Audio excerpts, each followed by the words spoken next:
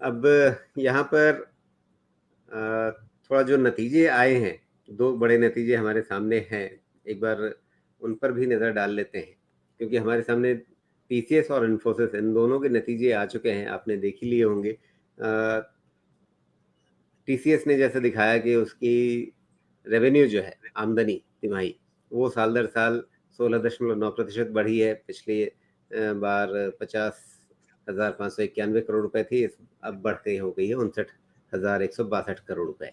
अगर इसका शुद्ध लाभ देखें, जो नेट प्रॉफिट है तिमाही, वो 14.8% बढ़ा है साल दर साल के हिसाब से, और अब हो गया है 11,392 करोड़ रुपए।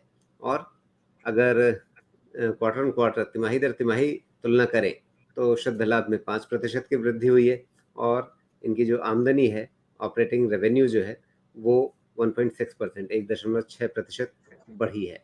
और ख़ास बातें जहाँ ध्यान देने लायक चीज़ें हैं, एबिट मार्जिन वो थोड़ा-सा घटा है और 25.4% रहा। एट्रिशन घटा है, ये अच्छी बात है। एट्रिशन अब घट कर के 20.1% पर आ गया है, पहले 21.3% था। घटा है, लेकिन अभी भी 20% एट्रिशन बहुत होता है अपने आप में। और अंतरिम लाभांश थोड़ा 24 रुपए का दिया है इन्होंने। अब इसी के मुकाबले अगर इन्फोसिस को देख लें, तो यहाँ पर तिमाही आमदनी जो है, रेवेन्यू इनकी जो है, वो साल दर साल 16% बढ़ी है, और अब हो गई है 37,441 करोड़ रुपए। अगर इनका शुद्ध लाभ देखें, नेट प्रॉफिट देखें, तो साल दर साल 7.8% बढ़ा है। अगर कितना पहुंचा उसको देखें, तो 6,128 करोड़ रुपए। लेकिन तिमाही दर तिमाही नेट प्रॉफिट भी घटा है, इनकी रेवेन्यू भी घटी है। नेट प्रॉफिट में 7.0% की गिरावट आ गई है, और इनकी जो ऑपरेटिंग रेवेन्यू है, वो 2.3% घट गई है। खास बातें, एक तो इस साल ही गाइडेंस जो है वो चूक गए हैं।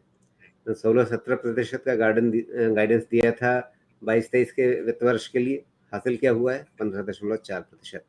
और एबिट मार्जिन 21% रहा है, इसमें भी कमी आई है। टीसीएस का भी घटा था, इनका भी घटा है। इनका साल दर साल के हिसाब से भी एबिट मार्जिन घटा है, और तिमाही दर तिमाही के हिसाब से भी घटा है। एट्रिशन इनका भी कम हुआ है, पहले बहुत ज़्यादा था 24.3%, अभी भी 20.9% पर है। लाभांश इन्होंने भी दिया है 17.5 रुपये प्रति शेयर का। तो ये तो मोटी मोटी बातें हैं विजय जी। आपने कहाँ पर ध्यान दिया? बाजार में जितनी लोगों की राय हमने सुनी, उनमें लगता है कि शायद वो कह रहे हैं कि टीसीएस थोड़ा सा ढीला नतीजा लेकर के आई है, जबकि इन्फोसिस ने तो हर मोर्चे पर निराश कर दिया है।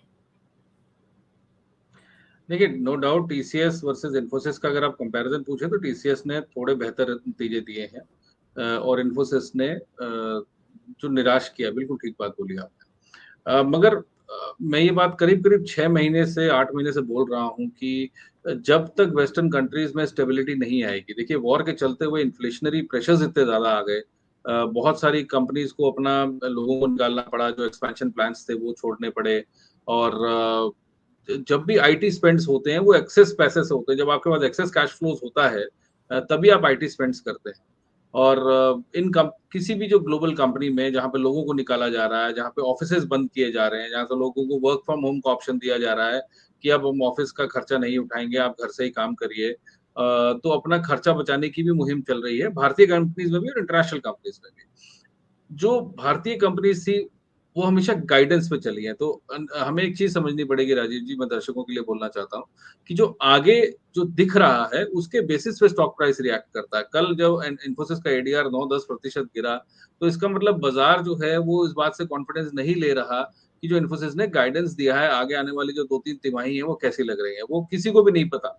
हो सकता है कि यहाँ से यहीं से चीजें बदलनी शुरू हो जाए, फेडरल रिजर्व यहाँ से रेट घटाना शुरू करेगा, और मुझे लगता है 6 महीने में कहानी पटरी पे आ जाएगी। अगर यहाँ से रेट्स बढ़ने शुरू हुए दोबारा से बैंक स्ट्रेस में आए, तो दिक्कत होगी।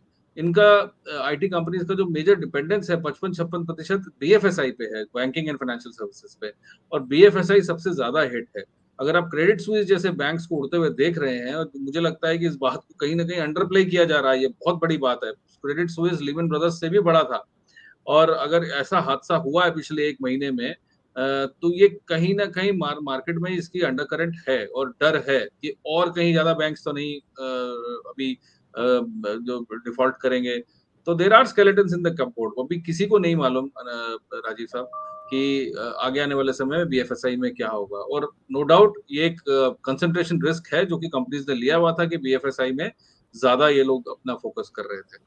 तो अब नई चीजों पे काम हो रहा है, एआई पे काम हो रहा है, इंटरनेट ऑफ थिंग्स पे काम हो रहा है, बहुत सारी ब्लॉकचेन टेक्नोलॉजीज पे काम कर रहे हैं। तो मुझे लगता है कि ये आईटी बेहेमॉथ्स हैं। 6 महीने हो सकता है नीचे रहे, मगर मुझे लगता है कि लेने के मौके होंगे। टीसीएस, इन्फोसिस, एचसीएल जैसी कंपनीज को अगले 6 महीने में एक्यूमुलेशन करना चाहिए, और जिनके पास हैं अगर लोअर लेवल पर मिल रहा है तो उसको और एवरेज करिए। ये निश्चित रूप से बाहर आ जाएंगे। इनको बेहेमॉथ इसलिए कहा जाता है, इनको बेलवेदर इसलिए कहा जाता है, इन्होंने ऐसी तेजी बंदियां बहुत देखी है और ये बहुत तेजी से वापस आएंगे। जी, तेजी से वापस आएंगी। तो अभी 4000 से घट के टीसीएस आ गया लगभग 3200 के आसपास। पहले और नीचे गया था, लेकिन अभी 3200 के आसपास चल रहा है। तो टीसीएस को यहाँ पर लेना है या नहीं? इन्फोसिस भी लगभग 1950 2000 के आसपास तक गया था, वहां से घट करके अब ये 1400 के आसपास चल रहा है। लेने का मौका कहाँ पर होगा? किस प्राइस पॉइंट पर आप कंफर्टेबल होंगे कि अब खरीद लिया जाए? जो होना था, जितनी मतलब खराब स्थितियां अमेरिका में हो सकती हैं, बैंकिंग फाइनेंस में हो सकती हैं, वो सब देख ली, सब डिस्काउंट कर ली। इसके नीचे अब और क्या जाएगा?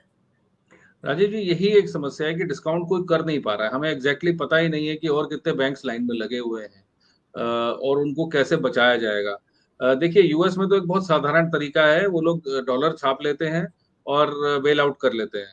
और हमने 2008 के क्राइसिस में भी देखा, उन्होंने डॉलर छापे और कई सारी कंपनीज को बेल आउट किया, जिसमें प्राइवेट कंपनीज भी थी, जनरल मोटर्स जैसी कंपनीज भी थी। तो ये उनका एक तरीका है जिस तरह से वो काम करते हैं। वो उनको 33 ट्रिलियन डॉलर के डेट पे भी डर नहीं लग रहा, और वो 50-51 ट्रिलियन डॉलर की बातें कर रहे हैं। नो डाउट अगर आप एक मैक्रो इकोनॉमिस्ट की तरह देखें तो डर लगेगा ये नंबर्स देख के कि कितने जीरो होते हैं इसके अंदर, और इतना डेट संभालेंगे कैसे, पे ऑफ कैसे होगा, आगे बहुत सालों तक ये पे ऑफ कर पाएंगे नहीं कर पाएंगे। ग्लोबल जीडीपी ग्रोथ रेट के ऊपर काले बादल छाए हुए हैं।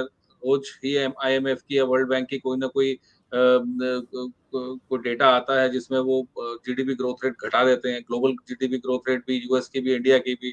तो अभी मुझे लगता है काले बादल हटे नहीं है, वॉर खत्म नहीं हुई है, तो बहुत सारी दिक्कतें अभी हैं। जैसे मैंने कहा कि ऐसी कोशिश करनी चाहिए कि आपको यदि कुछ 100 रुपए का सामान लेना है तो स्टैगर्ड बाइंग शुरू करें। किसी को बॉटम नहीं पता, और हो सकता है कि यहाँ से टीसीएस आपको 100-200 रुपए नीचे मिल जाए, वहां पे खरीदिए, और जिनके पास है उनको एवरेज करिए। ये कंपनीज बेलवेदर्स हैं, मैं दोबारा बोल रहा हूँ, ये वापस आएंगी, और इनके बहुत डीप रूट्स हैं। भारतीय आईटी इंडस्ट्री ने अपना सिक्का पिछले 20 सालों 25 सालों में बहुत अच्छे से जमाया है, और ये बात दुनिया जानती है। तो बॉटम बताना बहुत बहुत कठिन है राजीव जी, मगर ये कंपनीज निश्चित रूप से वापस आएंगी। इन्होंने काफी अपनी बेंच स्ट्रेंथ कम की है, अपनी जो सैलरी कॉस्ट है उसको नीचे लेके आए हैं, सिस्टम को और एफिशिएंट किया है।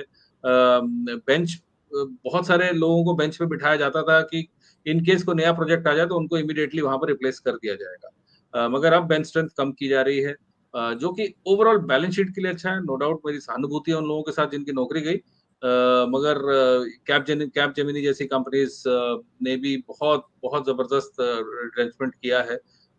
तो इसका जो इफेक्ट है बैलेंस शीट पे देखने को मिलेगा आने वाली 2-3 तिमाहियों में। बट मैं यही कहूंगा कि इन्फोसिस, टीसीएस को जितना नीचे मिलते हैं एवरेज करते जाइए और लेते जाइए धीरे धीरे। स्टैगर्ड बाइंग और स्टैगर्ड सेलिंग, ये मंत्र होना चाहिए। जी, लेकिन अभी तो एक झटका आएगा ना, जैसे आपने एडीआर का बताया 9-10% नीचे था, तो अभी तो इन नतीजों के बाद एक झटका आएगा इन्फोसिस में भी, जब बाजार खुलेगा लंबे छुट्टी के बाद। आज छुट्टी ही है, उसके बाद शनिवार रविवार, वापस नए हफ्ते में जब कारोबार शुरू होगा, तो उस झटके के बाद किन स्तरों पर खरीदारी शुरू करनी चाहिए? क्या वो झटका एक बार निकल जाए, पार हो जाए, उसके बाद देखना चाहिए, देखिए या उसी राजीव जी, झटके के अंदर मौका है? राजीव जी, ये आप भी जानते हैं, बाजार में पुराने दिग्गज हैं, आप बहुत बाजार को मुझसे भी अच्छा समझते हैं।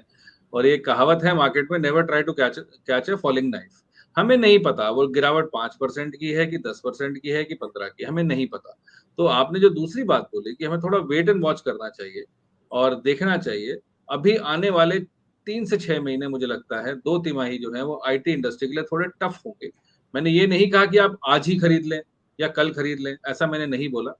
मैंने कहा कि थोड़ा-सा इस समय, इस दौरान में, इस 3 से 6 महीने के दौरान हमें धीरे-धीरे करके कुछ-कुछ बाइंग करनी है। पहले अभी ये रिजल्ट सीजन का जो इफेक्ट है वो निकल जाना है। जी। चलिए, तो अभी जो भी दबाव बनेगा इन नतीजों के बाद, वो दबाव जब एक बार को शांत पड़ता हुआ दिखे, उसके बाद फिर ठंडे दिमाग से खरीदारी करनी है, ये बता रहे हैं विजय जी। विजय जी, बहुत-बहुत धन्यवाद आपका, आपने समय निकाला इस बातचीत के लिए, और वो भी थोड़ी अपनी यात्रा की अफरा-तफरी के बीच में, तो इसके लिए विशेष तौर पर शुक्रिया। कोई डिस्क्लेमर, डिस्क्लोज़र जो आपने नाम बताए हैं कुछ चुने हुए हमारे निवेशकों के फ़ायदे के लिए, उन पर आपका अपना कोई अ, डिस्क्लेमर, डिस्क्लोज़र? मेरे पास पर्सनल होल्डिंग नहीं है राजीव जी, मगर हम अपने जो इन्वेस्टर्स हैं उनको बताते रहते हैं और कई टीवी चैनल्स पे बताते हैं, तो संभावना है कि उनके पास हो। मेरे पास पर्सनल होल्डिंग नहीं है।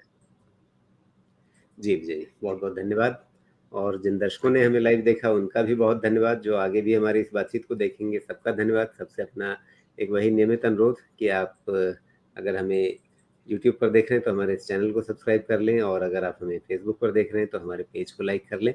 इससे हमें आपके साथ जुड़े रहने में मदद मिलती है। फिलहाल अभी इतना ही, नमस्कार।